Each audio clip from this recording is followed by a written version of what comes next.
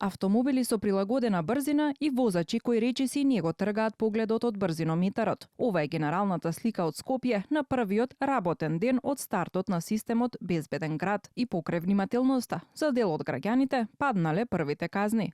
Сега внимаваме, нормално треба да се внимава и да се почитува тоа. Министерот за внатрешни работи Панча Тошковски на синокешниот почеток на Safe City им честиташе на граѓаните и ги пофали за, како што рече, посовесното возење со 500 регистрирани прекршоци за разлика од првиот ден на тест периодот кога се регистрира 120.000 прекршоци. Вие сте тие кои што овозможивте драстично да се намали бројката за период од околу 2 месеци од 120.000 на 500. Вие сте тие кои што ги намаливте бројот на повредени лица во рамки на сообраќајни незгоди отприлика за околу 35% на територија на СВР Скопје и вие сте тие кои што го намаливте бројот на смртни случаи во рамки на настанати во рамки на сообраќајни незгоди од 11 на 4. Ве честитам за сето ова.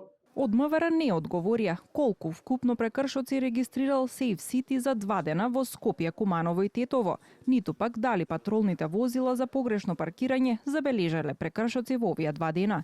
Од шалтерот за Безбеден град при МВР добивме одговор дека денес се побројни оние кои дошле да ги променат податоците, наместо тие кои дошле да поднесат приговор за изречена казна од системот.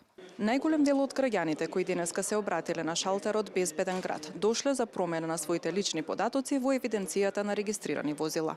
За сега од МВР нема информации кога ќе почне да функционира и мобилната апликација Безбеден град, преку која секој возач ќе може да има увид во својата евиденција за сторени прекршоци.